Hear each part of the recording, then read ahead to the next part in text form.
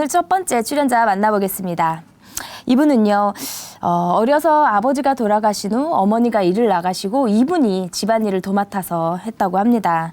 힘든 집안일 끝에 위로가 됐던 것은요, 바로 만화책이었다고 해요. 그런데도 여전히 외롭고 쓸쓸한 삶에 만족이 되진 않았다고 합니다. 커서는요, 그래서 교회도 열심히 다니고 또 좋은 사람을 만나서 결혼까지 했는데요. 하지만 세상은 기대만큼 쉽지 않았다고 해요. 그 지치고 힘든 삶 끝에서 진정한 위로를 얻게 되었다고 하는데요. 그 이야기 들려주신다고 합니다. 함께 만나보겠습니다. 춘천 한마음교회 김도순 자매님 박수로 모십니다.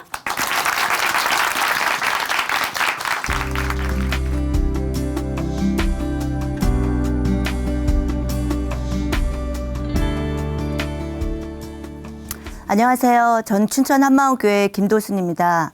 평생 세상 일에 치여 살면서 마음 둘 곳이 없어 이낙저낙 찾아 방황하다 부활하신 예수님을 만나 영원히 변치 않는 낙을 찾은 제 이야기를 나누고자 합니다. 저는 일남 이녀 중 둘째로 태어났어요. 아버지는 경찰이셨고 엄마는 살림만 하셨어요. 두 분이 워낙 사이가 좋아 늘 행복하고 좋은 기억만 남아있습니다. 그런데 제가 7살이 되고 엄마 뱃속에는 여동생이 자라고 있던 해 갑자기 아버지께서 돌아가셨습니다. 아버지가 돌아가신 후 엄마는 배운 것도 없고 아는 사람도 없기에 시장에서 장사를 시작하셨는데 엄마가 시장 가는 시간은 새벽 5시, 집에 들어오는 시간은 저녁 11시였어요. 세 자녀를 키우기 위해 엄마는 하루도 쉬는 날 없이 일을 하셔야 했어요. 엄마가 일을 하시니 초등학교 때부터 밥, 설거지, 빨래 등 집안 살림은 전부 제가 해야 할 일이 되었습니다. 초등학교 졸업 후 엄마가 중학교 교복 사려면 돈이 필요하니 저보고 미신공장 보조를 하라고 하셨어요. 공부하라는 말씀에만 불순종했지 엄마의 모든 말씀에 순종했기에 저는 미신공장도 다니기도 했습니다. 힘든 집안일을 하면서 저의 유일한 즐거움은 만화방 가서 만화를 보는 거였어요. 만화를 보고 있으면 내가 해야 할 일도 어려운 집안일도 잊어버리고 그 안에서 재미가 너무 좋아 푹 빠졌어요. 그런데 어느 날 만화방 아줌마가 저희 집에 오셔서 다짜고짜 제 따귀를 때리는 거예요. 저보고 돈 훔쳐갔다고 하면서요. 저는 전혀 모르는 일인데 처음으로 어른한테 맞아서 너무 충격이 컸지만 엄마가 알면 힘들어할까 봐 말도 못하고 혼자 울다 잤습니다. 그 뒤로 저의 관심은 만화에서 책으로 바뀌었어요. 그 당시 300원, 500원 하던 삼중당 문고에서 나온 작고 두꺼운 책이었는데 그 책들을 읽는 게 저의 유일한 놀이였고 기쁨이었습니다. 책은 엄청 읽었는데 공부 잘하는 것하고는 전혀 별개더라고요. 중학생이 되어서야 전 우리 집이 가난하다는 걸 알았고 내가 왜 이런 집에 태어났는지, 하나님이 계시면 세상이 왜 이리 불공평한지 하나님을 많이 원망했습니다. 외롭고 힘들 때 제 낙이 된 것이 또 한 가지 있었는데 그것은 필이었어요. 가요, 가곡, 팝송, 학교 음악책 등에 나오는 노래들을 한두 번 들으면 음도 모르는데 불러도 그냥 노래가 되는 거예요. 그 당시 저의 별명이 필이 신동이었습니다. 힘들지만 늘 흥이 많던 저는 잠자기 전 엄마 동생과 나란히 누워 번갈아 가면서 가요 한 곡씩 부르고 잤던 기억도 있습니다. 고등학교 졸업 후 바로 사회생활을 했는데요. 아버지의 빈자리, 엄마의 부재가 늘 외로웠기에 뭔가를 찾던 저는 아는 동생 전도로 교회를 다니기 시작했어요. 처음으로 부흥회에 참석했는데 부르는 찬양 가사가 내 모습과 너무 흡사해 나도 모르게 폭포수 같은 눈물이 흘렀습니다. 예수님이란 분이 나의 죄를 위해 십자가에서 돌아가셨다는 말씀을 듣고 예수님이 너무나 고맙고 좋았어요. 나의 죄 때문에 돌아가신 예수님께 사랑을 고백하고픈 마음이 들어 은혜 받은 찬송가를 피아노로 배워 주님께 사랑 고백을 했습니다. 제일 먼저 교회 가서 청소하고 예수님이 너무 좋아 주일학교 교사, 성가대, 청년부 활동까지 하게 되었는데요. 그 당시 토요 청년 예배가 끝나면 청년들과 함께 산기도하러 다녔는데 나무 뿌리를 뽑는 기도를 해야 한다고 해서 나무를 잡고 큰 소리로 고래고래 소리 지르며 기도하기도 했어요. 한 번은 토요 청년 예배 끝나고 산기도 가는 날 비가 억수같이 와서 못 가게 되었습니다. 늘 한 번쯤 가고 싶은 곳이 나이트클럽이었는데 이때 생각이 딱 나는 거예요. 그래서 제가 청년들한테 우리 나이트클럽 한번 가보자. 나 여지껏 한 번도 못 가봤거든. 같이 가자. 응? 하면서 꼬드겨 결국은 모두 함께 갔습니다. 불이 반짝반짝 너무나 멋있었어요. 아무도 올라가지 않는 무대에 혼자 올라가서 신나게 쳤습니다. 딱 한 번으로 끝났지만 정말 신났어요. 교회를 다니며 성경 공부를 하기 위해 여기저기 찾아다녔지만 하나님이 계신지 안 계신지 정말 모르겠더라고요. 어느새 예수님에 대한 뜨거웠던 감정은 사라지고 보이는 사람에게 마음을 뺏겨 교회를 떠났습니다. 그리고 내 마음대로 살면서 내 마음을 채워주고 내가 의지할 사람을 찾아다녔습니다.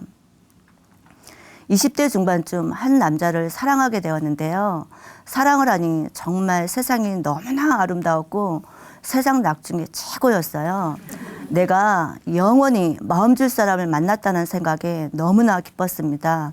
똑똑하고 많이 배웠고 다정다감한 이 사람만 내 옆에 있으면 난 내가 꿈꾸는 결혼 생활을 하면서 최고로 행복할 거라 생각했어요. 그러나 그 사람이 운영하던 회사는 부도를 맞게 됐고 빚더미에 앉게 되었습니다. 빨리 결혼하고 싶었던 저는 돈을 벌어 이 사람을 도와주고 싶은 마음에 애나가 비싸다는 말만 듣고 일본으로 돈을 벌러 갔어요. 우린 3년 후 다시 만나 결혼하기로 약속했고 전 사랑에 미쳐 현해탄을 건너갔습니다. 일본으로 건너간 저는 사우나에서 청소를 하게 되었는데요. 부모, 형제 떠나 말도 안 통하는 일본까지 와서 왜 이런 고생을 해야 하는지 가끔은 저녁 노을을 보며 울곤 했어요. 그러나 그 사람에게 매일매일 하루하루 일과를 편지를 쓰는 낙이 있으므로 견딜만 했습니다. 그리고 일본에서도 교회를 다녔어요. 하나님, 제가 대체 무슨 죄를 지었는데 이 먼 곳까지 와서 이 고생을 해야 하나요? 하나님께 하소연도 하고 원망도 하고 내 신세 한탄을 하면서 주님 앞에 울고 또 울었어요. 일본에 간 지 3개월 후 이 사람의 배신으로 헤어지게 되었는데요. 사랑이 컸던 만큼 고통도 컸습니다. 3년 후 저는 한국에 돌아왔고 몇 년 있다 지금의 남편을 만났습니다. 눈에 콩깍지가 씌었는지 잘생겨 보였어요. 손도 예뻐, 잘생겼어, 성격도 좋아. 이런 남편과 2달 교제 후 곧바로 결혼하게 되었습니다. 이로써 지금까지 내 모든 고생은 끝날 거라 생각했고 전 결혼에 대한 꿈에 부풀었어요. 그러나 결혼 얼마 후 저의 꿈은 산산조각이 났습니다. 결혼하면 여자는 집에서 살림만 하면 되는 줄 알았어요. 레이스 달린 예쁜 앞치마를 입고 화병에 꽃을 꽂고 남편 퇴근을 기다리면서 살 줄 알았거든요. 그러나 그건 환상이었죠. 남편은 술에 취해 새벽에 들어오는 일들이 많았고 생활비는 주지 않으니 삶이 말이 아니었습니다. 그 당시 저를 아는 사람들은 다 이혼을 하라고 했지만 엄마 마음고생 하실까 봐 꾹 참고 살았습니다. 이렇게 살다가는 내가 죽을 것 같아 전 다시 일을 찾아 나섰고 네일 아트를 배웠습니다. 배우자마자 운이 좋게 취직이 되었어요. 밤새워 일하고 새벽에 들어오는 일이라 몸은 힘들었지만 남편과 싸울 일이 적어지니 숨을 쉴 수 있었어요. 그런데 얼마 후 친정엄마가 뇌출혈로 쓰러지셔서 친정집에 들어가 살게 되었습니다. 오빠가 있었지만 결혼하지 않았기에 같이 살았어요. 친정오빠의 술과 남편의 무능력에 늘 마음이 힘들었습니다. 힘든 제 마음을 달래고자 저는 술을 마시기 시작했고 술 친구와 어울렸어요. 주량은 소주 2~3병 정도였는데 술을 마시면 기분이 좋아져 세상이 견딜만 했습니다. 술을 먹어도 전 전혀 티를 내지 않고 먹었기에 식구들은 제가 술을 먹는지 전혀 몰랐어요. 술을 먹다가 질리면 친구와 들로, 산으로 여행을 다니는 게 당시 저의 유일한 낙이었습니다. 그런데 몇 년 후 다시 엄마가 당뇨로 한쪽 다리를 절단하고 자리에 누우셨어요. 일 끝나고 집에 와서 엄마 용변 처리하고 식사 드리고 나면 친정오빠가 술에 취해서 왔고 조금 쉬었다 하면 남편이 술을 먹고 왔어요. 차라리 죽는 게 낫겠다 싶은 고난의 시간이었습니다. 엄마가 자리에 누우시니 술도 여행도 못하게 되자 전 또 제 마음을 달래줄 다른 낙을 찾아야 했어요. 어느 날 컴퓨터를 하면서부터 고스톱이란 게임이 있다는 걸 알게 되었고 게임은 점점 재미가 더해져 새벽 3시, 4시까지 하는 일들이 자주 있었어요. 몸이 피곤하니 안 해야지 마음을 굳게 먹어도 또다시 컴퓨터 앞에 앉아 게임을 하고 있었습니다. 게임하는 동안은 현실 세계를 잊을 수 있어서 좋았습니다. 그러던 어느 날 일하는 곳에서 손님 한 분하고 이런저런 얘기하는데 손님이 저한테 언니는 예수님을 아직 못 만났네요 라고 하는 거예요. 무슨 소리야. 난 예수님 믿은 지 20년이 넘었고 방언도 하고 하나님 음성도 직접 들었는데 하며 반문했어요. 그런데 손님이 가고 그 말이 떠나지 않으면서 계속 고민이 되었습니다. 그렇지, 내가 예수님을 만난 적이 없지. 만났으면 일이 안 살지. 이런 생각이 계속 들었어요. 한 달 후 이 손님이 다시 왔습니다. 그럼 나 예수님에 대해 알고픈데 말씀 가르쳐 줄 수 있어요? 라고 했더니 한 언니의 전화번호를 주었어요. 내가 있는 가게로 와줄 수 있냐고 했더니 흔쾌히 승낙을 해서 그 다음 날부터 가게로 와서 복음을 듣게 되었습니다. 언니와 말씀을 갖고 교제하는데 저의 실상이 보이기 시작했어요. 전 예수님을 막연하게 하나님 아들 정도로만 알고 있었지 정말 예수님이 누구신지 그분을 믿는 게 대체 뭔지 전혀 몰랐던 거였어요. 로마서 1장 하나님을 마음에 두기 싫어하는 사람들이 짓는 죄들을 통해 저의 실상을 보게 되었어요. 하나님을 버린 나를 위해서 예수님을 보내주셨는데 이분을 믿지 않는 것이 죄라는 것, 또한 반드시 회개하고 복음을 믿어야 한다는 것, 모든 사람이 믿을 수 있도록 부활이란 증거를 주고 가셨다는 말씀을 하고 언니는 갔는데 한참 후 성령님이 저를 깨우쳐 주셨습니다. 평생 일만 하면서 살아온 제 인생이 왜 이리도 힘든지 알게 하셨어요. 내가 내 인생의 주인데요. 내 마음대로 선택한 것이 어떤 것인지 하나하나 생각나게 하셨어요. 다른 어느 누구 탓도 아니고 내가 내 인생의 주인데요. 내 마음대로 살아온 결과물들이었습니다. 몇 시간의 회개의 눈물과 함께 이상하게도 마음에는 기쁨이 넘쳐났습니다. 그동안 교회를 다녔지만 왜 예수님을 정확하게 확실하게 못 믿었는지 알게 되었어요. 체험, 환상, 방언, 기도응답으로 전 신앙생활을 했기에 삶에 어려운 일이 있거나 힘든 일이 닥치면 곧바로 예수님을 버리고 세상에서 배운 가치관대로 살았다는 것을 알게 되었습니다. 예수님이 하나님이란 사실도 전혀 몰랐고 부활의 증거를 통해 믿는다는 것 또한 전혀 알지도 듣지도 못했어요. 십자가에서 돌아가신 예수님만 알았기에 늘 내 마음은 흔들리는 갈대였음을 알게 되었습니다. 그런데 모든 사람이 보고 믿을 수 있는 증거, 하나님이 주신 방법대로 믿는 거였어요. 부활, 어느 누구도 흉내낼 수 없는 부활, 성경대로 예언대로 부활하신 이 표적을 보고 믿기에 이젠 절대 흔들림 없이 예수님을 믿을 수 있어서 너무나 기뻤습니다. 아버지, 나를 위해 죽으시고 부활하신 예수님을 믿지 않았습니다. 회개합니다. 다시는 제가 주인되어 제 인생을 좌지우지하지 않겠습니다. 예수님을 제 주인으로 모십니다. 그리고 그날 이후 술이 끊어졌어요. 그냥 자연스럽게요. 예수님을 믿고 너무 기뻐서 언니와 함께 교회를 다니기 시작했는데요. 토요일 저녁부터 찬양 예배가 있어 제가 하던 일을 놓고 토요 찬양 예배와 주일 예배를 드리러 갔어요. 그렇게 교회를 다니면서 한 달 후 수입을 계산해 보니 3분의 1이 마이너스였어요. 왜냐하면 제가 하는 일의 특성상 손님이 거의 토요일과 주일에 오시거든요. 마이너스를 본 순간 드는 생각은 꼭 이렇게 교회를 다녀야 하나? 그럼 난 계속 마이너스 되는데 갑자기 짜증이 확 났어요. 이런 마음으로 토요 찬양 예배를 드리고 기도하는데 주님이 제 안에서 말씀하시는 거예요.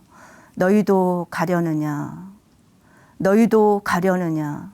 대체 이게 무슨 말인지 내가 계속 못 알아들으니 제가 알아들을 때까지 이 한 말씀만을 가지고 계속 말씀하셨어요.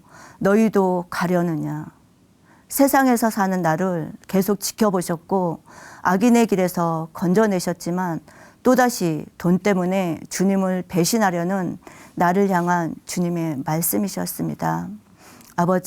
아버지가 교회를 사랑함을 알겠습니다. 제가 거지가 되어도 빈털터리가 되어도 주님이 사랑하는 교회 절대 떠나지 않겠습니다. 이날 이후 전 수입에 상관없이 예배가 저의 삶의 가장 우선순위가 되었습니다. 그러던 어느 날 목사님께서 전 교인 미디어 금식을 선포하셨습니다. 가슴이 철렁했어요. 그때 저의 유일한 낙은 텔레비전 보는 거였거든요. 예수님 믿어서 술 끊었어, 게임 끊었어.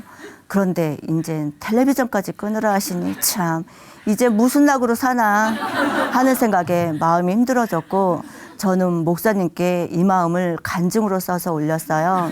강대상에서 이 간증을 발표하게 되었는데요.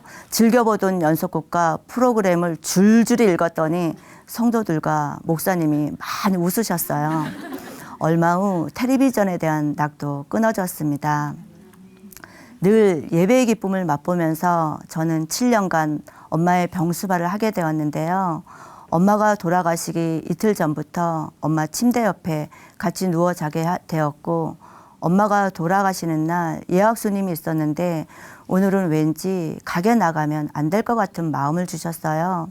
의식 없는 엄마를 깨끗이 목욕시켜드리고 옷을 입혀드리고 엄마가 가장 좋아하는 찬송가 이 기쁜 소식을 온 세상 전하세 성령이 오셨네 이 찬양을 몇 번 부르고 엄마 귀에다 대고 말을 했어요. 엄마 아빠 안 계신데 우리 버리지 않고